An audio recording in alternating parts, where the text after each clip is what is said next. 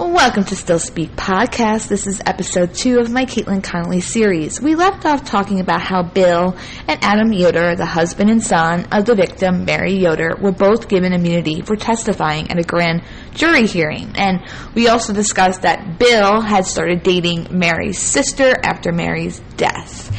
Despite a neighbor testifying that she saw them embracing and kissing prior to Mary's death. They both denied this. They are very adamant that began after. Now, it should be noted that 2 other people gave statements to police that they signed saying that they saw them together prior to Mary's death. However, when it came time to take the stand, they took that back. So, as the story goes on, it comes down to 3 possible suspects based on the evidence that police had, and it was Bill Yoder, Adam Yoder, and Kaitlyn Conley. And she was the Yoder's receptionist, and she was also the ex-girlfriend of their son, Adam. With Bill and Adam receiving immunity, this, of course, only left who? Kaitlyn. Now, for those who don't know, immunity is basically freedom from prosecution. That's the basic, right? And with the information that Bill was dating Mary's sister, and the fact that he was not at work the day that she became violently ill when he normally would have been, initially he was their main suspect, obviously, before he ended up receiving immunity, okay?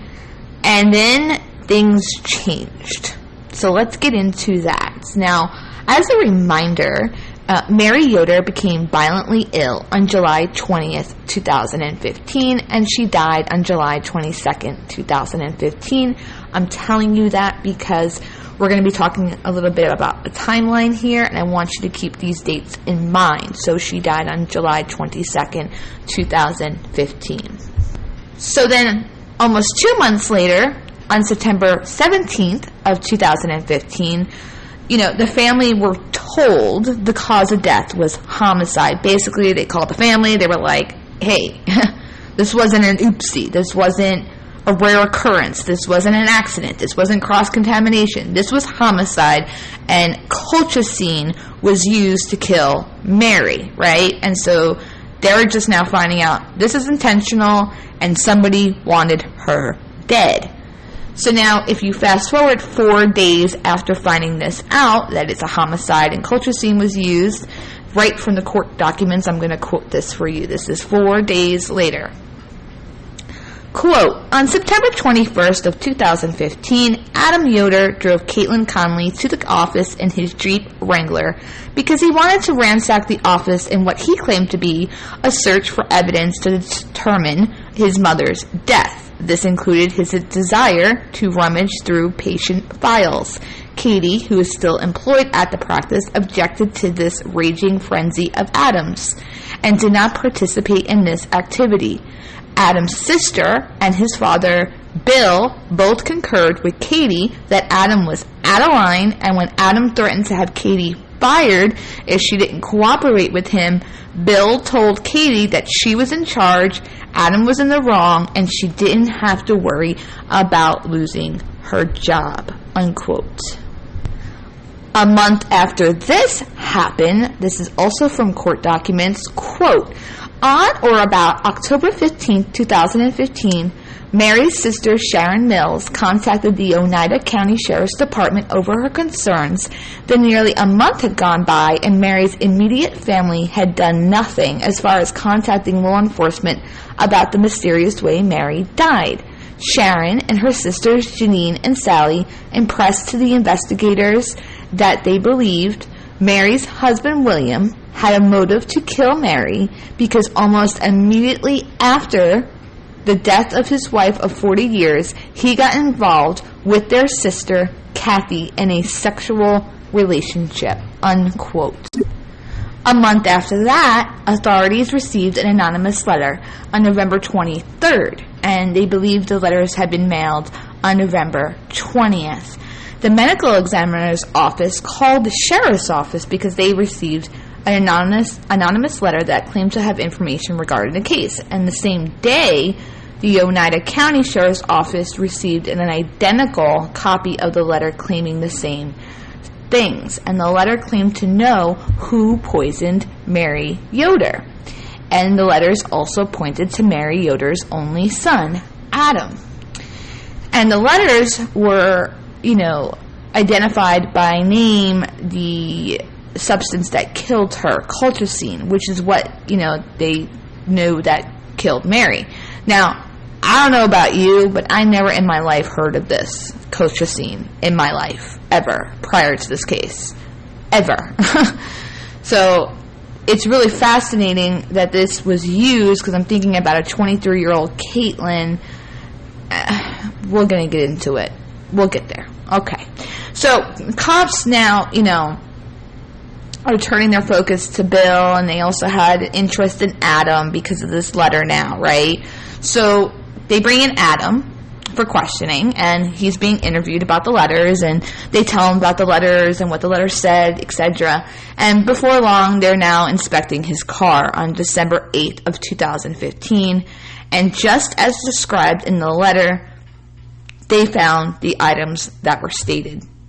A bottle of colchicine, a cardboard wrapper, and receipt detailing the transaction, and the receipt had an email address, and the email address was similar to several emails that Adam had. It appeared now, right, they had Bill on the mind, but now it appeared to them like, Adam might be our prime suspect. So now they just needed to corroborate, their findings and interview any potential witnesses. So they start with, Kaitlyn. She's the on-again, off-again girlfriend of Adam, and she worked at the office. So, from the free Kaitlyn Conley website, it's under the Reasonable Doubt tab. Quote, the investigators threw out things from Adam's car, which is unsettling, as they could have thrown out evidence. His car was full of garbage, empty bottles, beer cans, and wrappers. The pictures showed gloves, goggles, and a respiratory mask. When asked on the stand, Adam claimed that the gloves and safety goggles and respiratory mask was in his car because he had to fix his car. He wasn't the one to do his own work on his cars, and two people testified that no work was done underneath his car hood when they had looked in March of 2016. They say, why would he have those things in his car? Very well could be to protect him from the toxins. The investigators never took those items during their search to test for any evidence of the toxin, and this leads to reasonable doubt, unquote.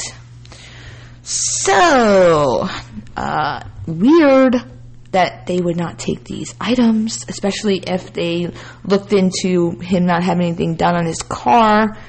Why would you not take that? Gloves, goggles, and a mask? I mean, those aren't like typical, well, now it is in 2021 to have a mask and goggles, and even gloves.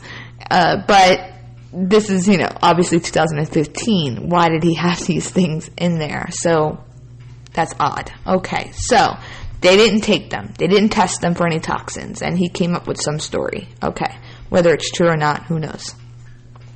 Now, when Mary Yoder died, Kaitlyn was identified as a loved one in her obituary. That's huge, right? And it just shows you how close she was with the family, because usually it's only immediate family or some extended family that are listed in an obituary. You don't typically have your receptionist or your son's ex-girlfriend listed on there, right? So I wonder who did that. But, it was said that, Kaitlyn was very close with the Yoder family, and when she passed, Mary, she did write a Facebook post, and it said, quote, if love could have saved you, you would have lived forever, unquote. And then she ends with the thought, quote, God has gained the best angel. We love you, unquote. So then they were, cops were now looking at, maybe Kaitlyn can help. Can Kaitlyn help us? Because they're now, turning their attention to Adam. So they bring in Kaitlyn to see if she can possibly be a witness, against Adam and provide them information about him. So her first interview took place on December 16th of 2015. And after speaking with Kaitlyn, details came back from the state police forensic labs. And it was found that, the letters originated from the Yoder's chiropractic clinic. Now, keep in mind, Bill, Adam, and Kaitlyn all have access to the clinic, right?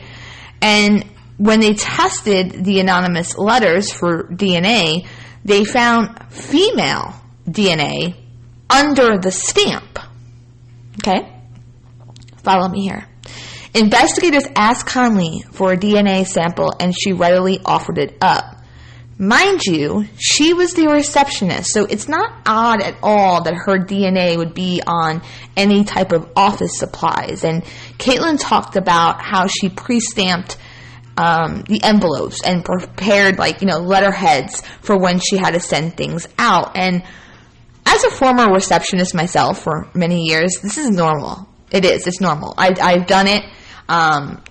Years ago, you had the lickable stamps, and I would do those. I would, pre-address with the stamps, get them all ready to go, stamped with our return address on it, and have a big stack of them so I could just shove letters in there when I needed it to be done. And, later years, the stamp machines came out, and you just kind of run the envelopes through the stamp machine really quickly, and I'd do that in big stacks by hundreds at a time. So it's not odd to me at all that she would have done this, because I did it myself. And so, if she was licking these stamps, then yeah, or even touching them, then yeah, you're going to find something of hers on there as the receptionist of the clinic. And Kaitlyn even brought in envelope samples and letterhead from the office to show them as an example of what she would do. And while they were looking into this, they took another look at the evidence that was collected from Adam's car, and they really focused in on the email that was on the receipt. Adam said he did have similar emails, but that one in particular was not his.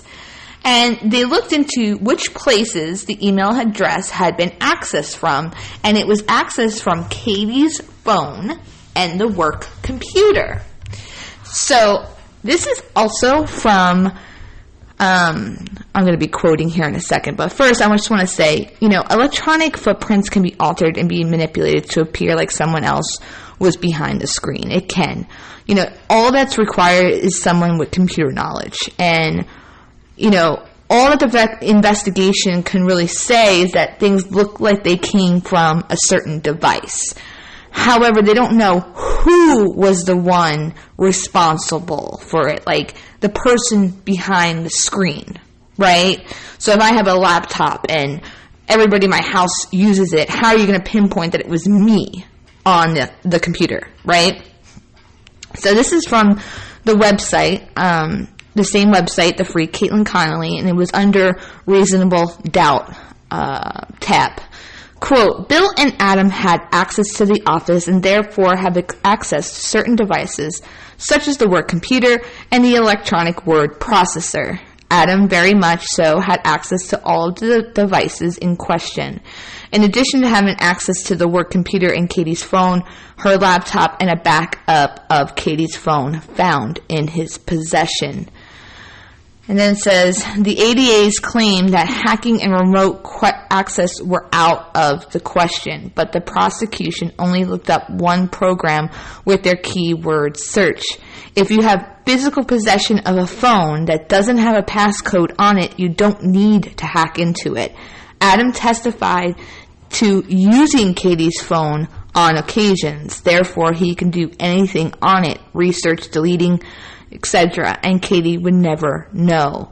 Their phones had been connected with the same Apple ID account. There are multiple remote access programs, any of which Adam could have used, and they never know because it wasn't part of the tunnel vision keyword computer forensic search. And mind you, they had Adam and Bill turn over their own electronics. Either one could have not turned over all all of their devices, especially ones they knew had incriminating things that would tie them to the crime and framing Katie. They could have also gotten rid of certain phones that they knew could be incriminating. Bill didn't turn over whatever electronics he deemed fit from his house until Katie was wrongfully arrested. His fingerprints were not taken until July of 2016 as well. This shows a lack of thorough investigation prior to making an arrest, unquote. So basically what she's saying here is that cops didn't go to their house and seize these devices. They relied on Adam and Bill to do that.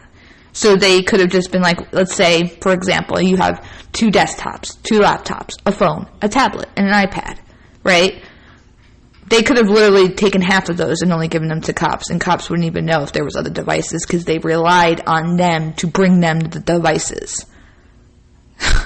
Yeah, that's not great investigation work at all. So now, at this point, investigators started wondering, like, is Adam being framed? You know, was evidence planted? So they pulled Kaitlyn back in. Again, they ended up doing 4 interviews with her. And every time she interviewed, she was pointing the finger at Adam.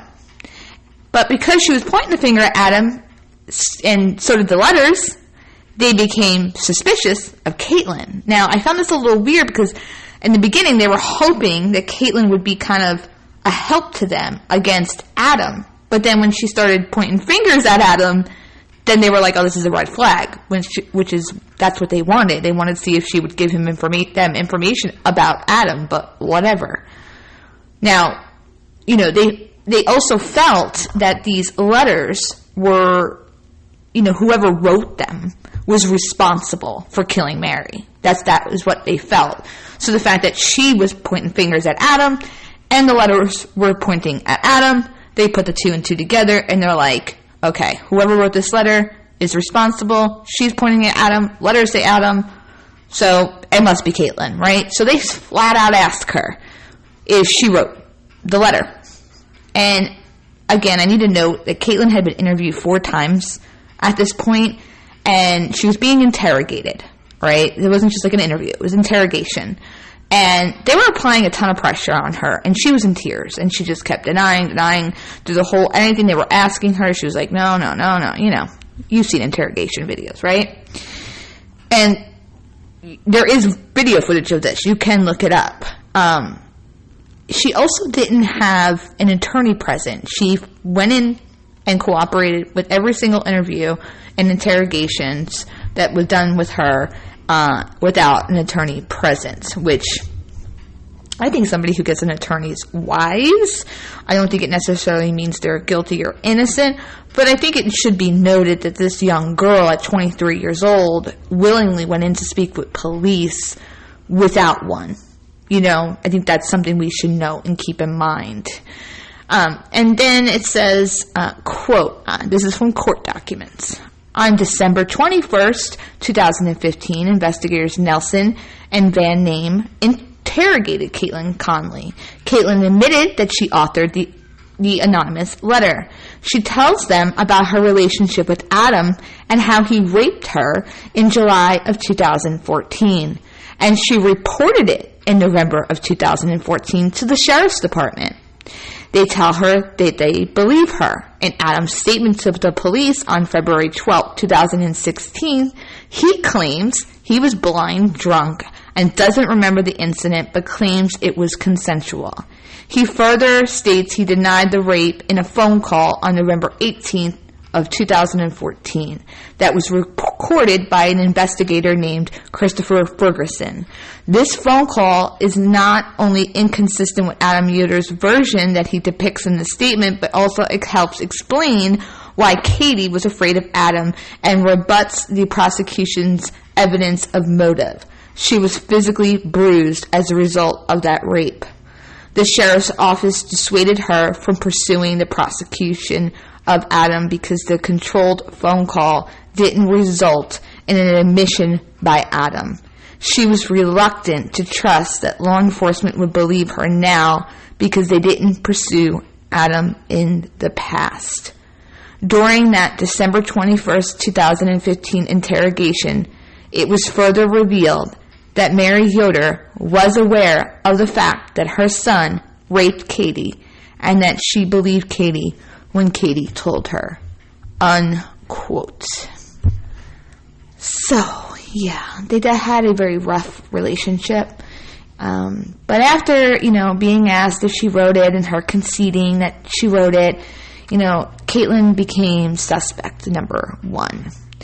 Kaitlyn, 23 years old, was arrested and charged with second-degree murder in the death of Mary Yoder. But at this point, cops didn't have a motive. Now, what I said in episode 1 was that this motive that the DA ended up coming up with and what was used in the case was, in my opinion, absurd and probably one of the most ridiculous motives I think I've ever heard. I'm going to share with you the motive that they came up with.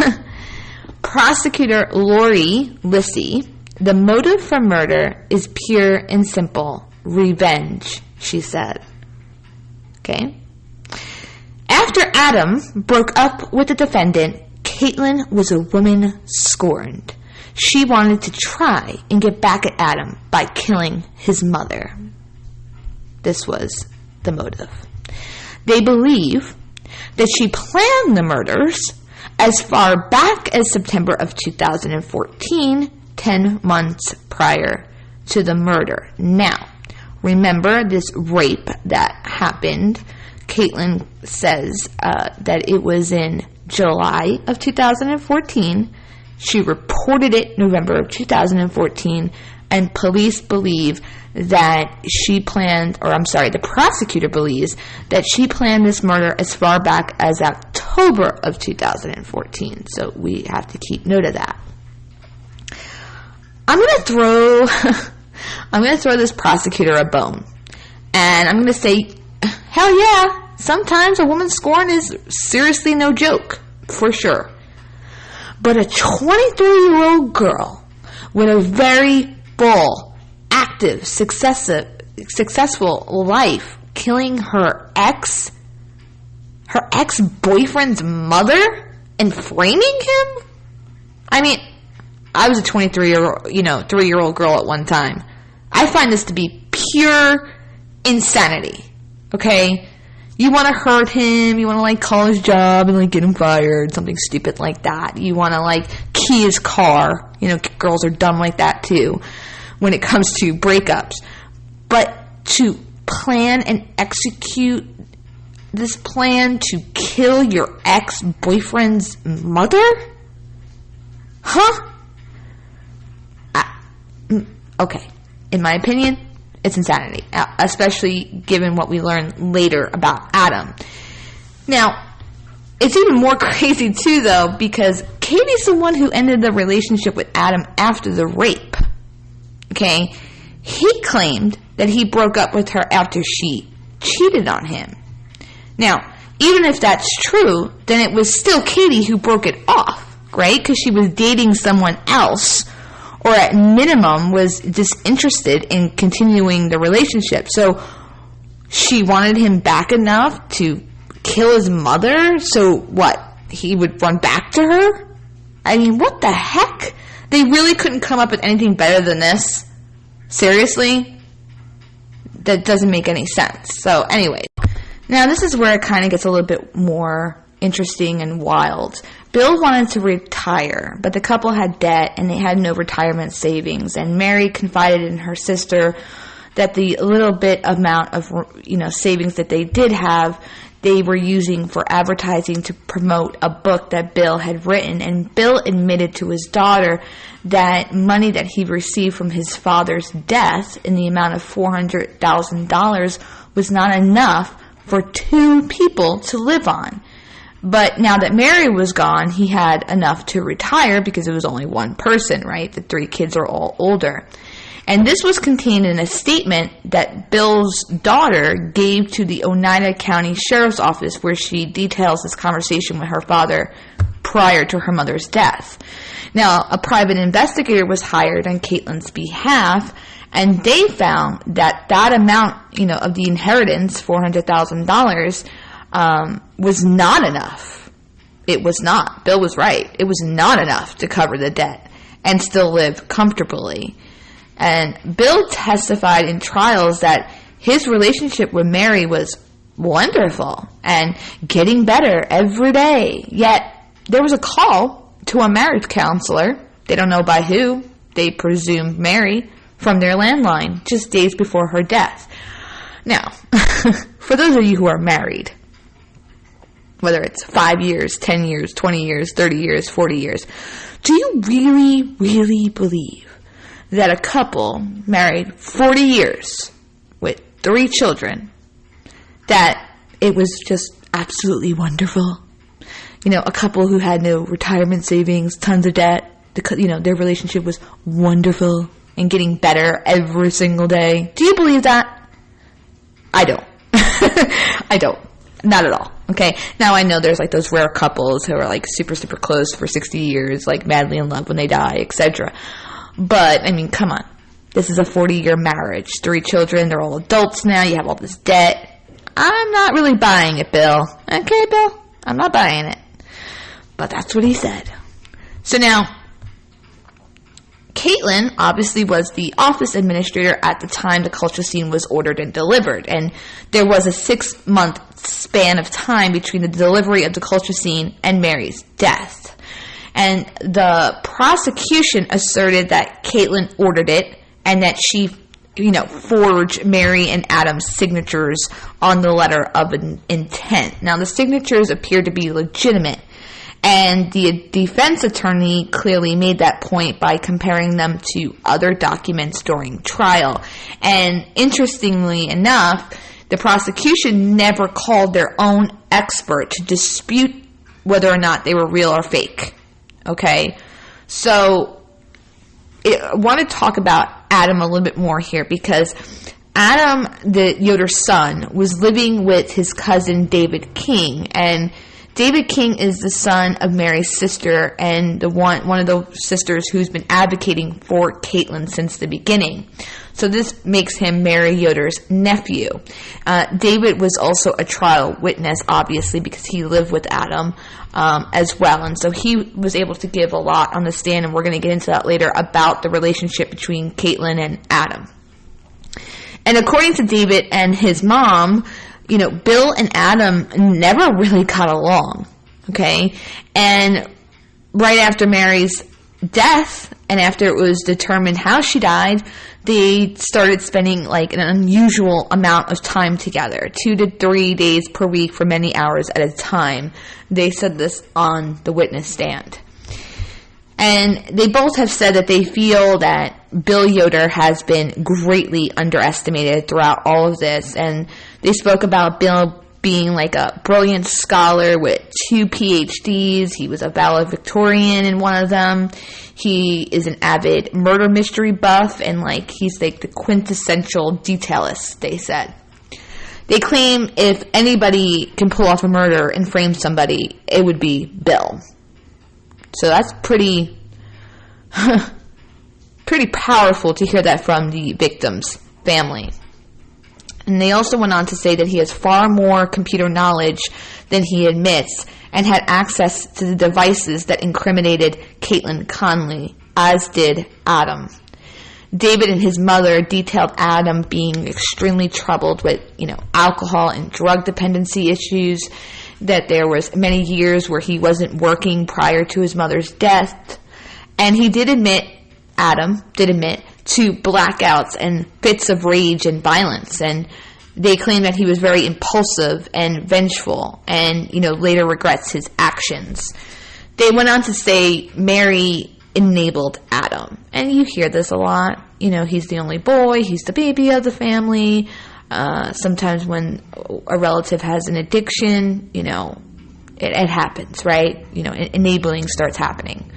So this is not hard to believe. But they claim that she was enabling him by giving him money whenever she could. Shortly before her death, however, she began to take a firm stand against doing such, and they had a falling out.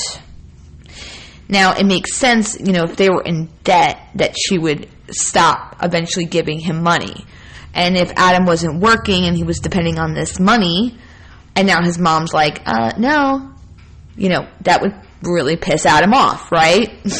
Because she basically had been supplying him his life.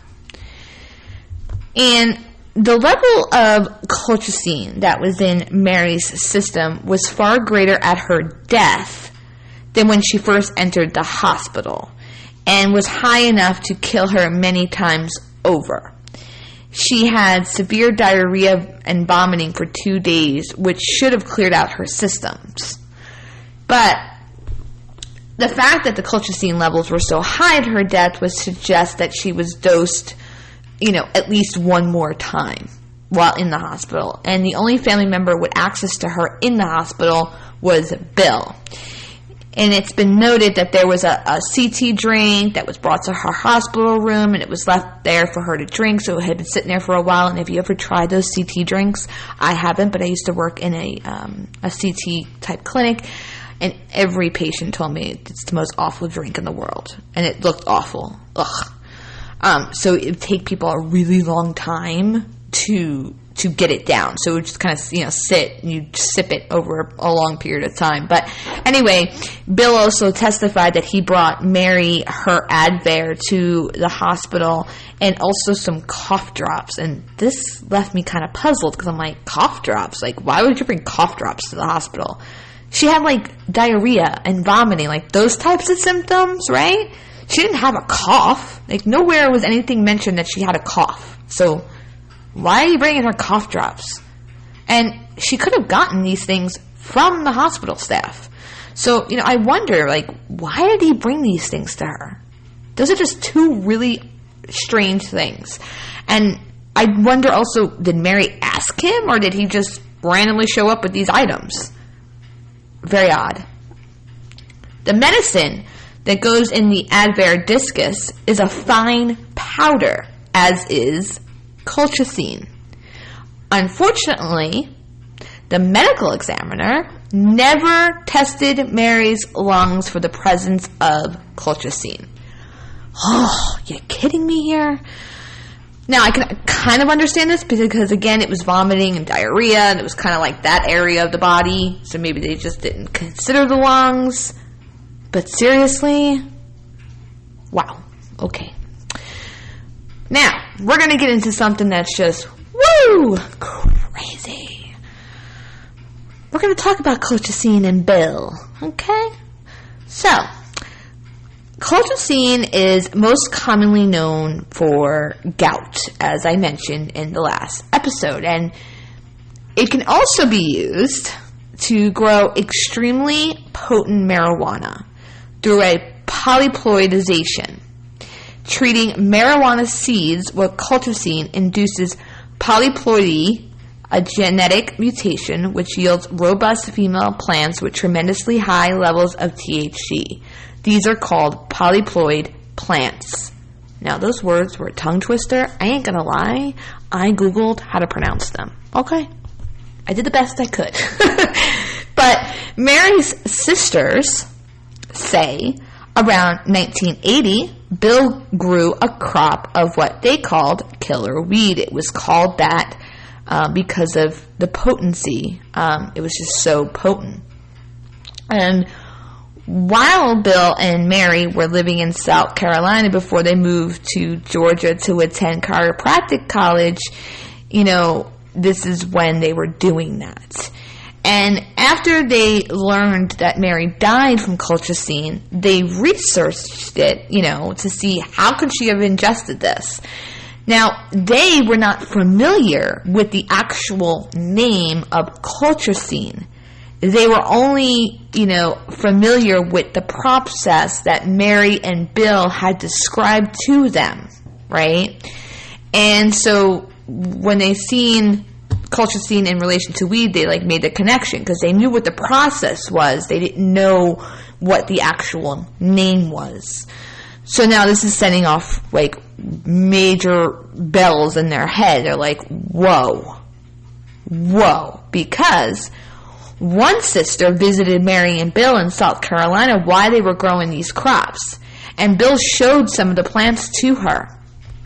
and pointed out that they were all female, and the sister recalls seeing at least 6 plants behind an outbuilding on the property, and she remembers Bill indicating that there were many more in this huge field that surrounded the rural farmhouse where they were living. The plants were tall, and she remembers Bill having to reach up high to pull the top down so that she can, see it, and he can tell her how to identify it if it's a female. And this sister also has a photo from that visit showing Bill's daughter, which is her niece, as a toddler in the yard with the fields behind it.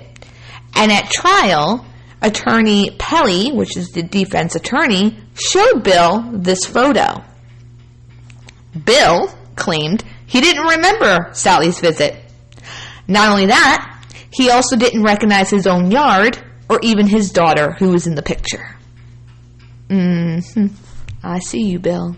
On the witness stand, Bill claimed that he had only grown a few plants for personal use. He didn't deny, however, that he mailed sealed packages of it to numerous individuals, and also that he sold some. So he didn't, admit to this killer weed, but that he grew some marijuana plants, just a few, just recreational. That was Bill's claim. Right after Mary's sister and husband graduated in 1982, they too visited Mary and Bill in Georgia for about 2 weeks. The crops were talked about then as well, and how they had used the money to make the move from South Carolina to Georgia.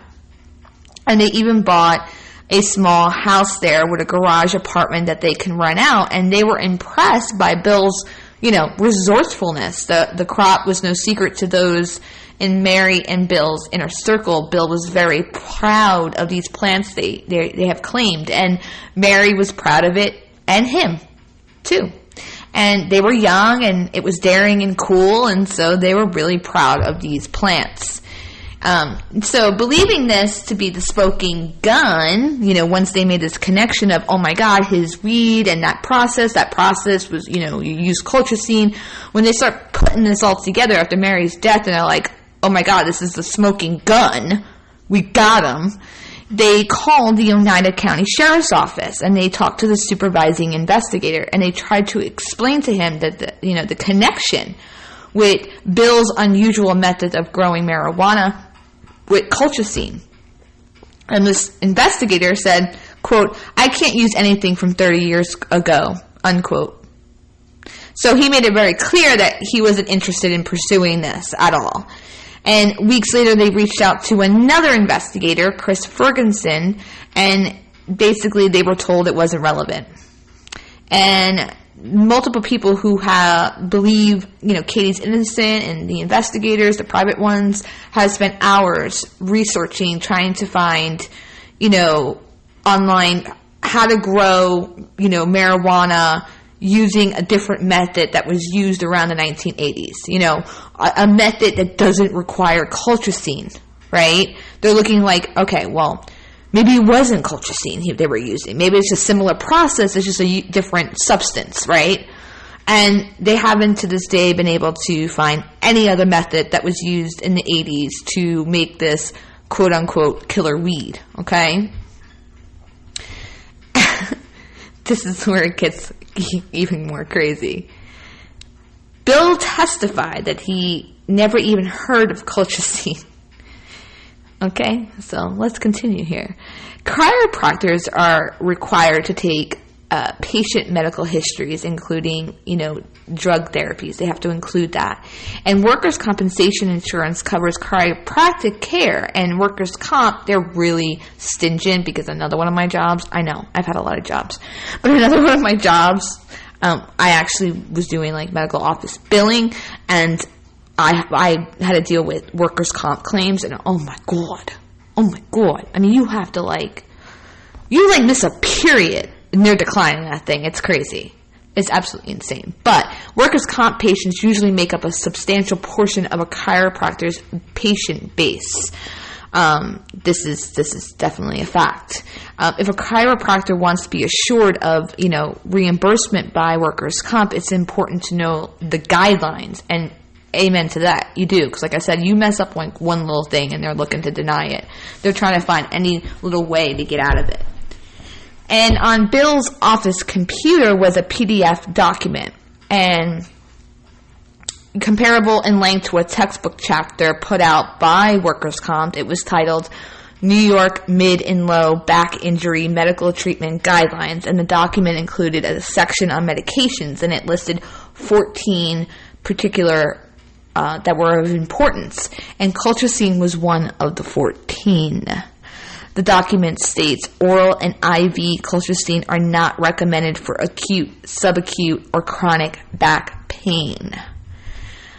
Now, given that colchicine is a contradiction for chronic back pain, and it's specifically mentioned in workers' comp guidelines, he would know beyond the fact of him growing his own killer weed, right? Like, he would know what colchicine is, and he stated more than once at trial that Mary did more of the patient care, and he did more of the paperwork, including processing workers' comp. When asked on the witness stand if he had ever heard of colchicine before Mary died, he said this, quote, "I never heard the word. I wanted to Google it, look it up. I just had a guess at the spelling, and I Googled it, and I read a paragraph of an article, and it seemed like the symptoms they talked about exactly matched Mary's, and it was sort of always fatal, and I didn't research it any more than that," unquote. Now, they added in, the sisters on their site, they added in that Bill is an entertainment buff, and he watches a lot of movies and TV shows, and on his office computer, evidence showed that he had streamed and downloaded many hours of 2 TV series. One was Castle, which was 11,466 hits in 1,325 files. And House MD was 2,643 hits in 414 files. And within these series, there's 3 episodes in these 2 shows of colchicine. Castle, Season 4, Episode 11, called Till Death Do Us Part from 2012, and House MD, Season 1, Episode 3, Occam's Razor, 2004, Season 2, Episode 9, Deception, 2005. Now, I think they kind of just threw that in to just, further say, listen, this guy is lying. He knows what colchicine is, right? He's a chiropractor, he grew this, super weed, and he watches these shows, and they had colchicine in these shows. See, I didn't know, because I don't watch those shows, so I wouldn't have known that, but it was on his computer. So they're basically adding this in as listen, he's lying, right? He knows what colchicine is. So, you have to ask yourself, the $1 million question here. Why is he distancing himself from any knowledge of colchicine until after Mary's death, and then kind of trying to play it I just Googled it for a couple of minutes. I didn't even know how to spell it. Right?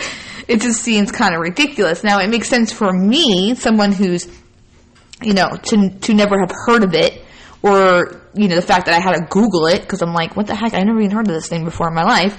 But it's a whole other story when you're a chiropractor, you have 2 doctorate degrees, and you made this weed, etc. So, why not just say, you know what, I do know what it is, but I've never handled it in my life. Just deny the weed part. To completely distance yourself to it to the point of I've never heard of it until my wife died, and then I kind of Googled it.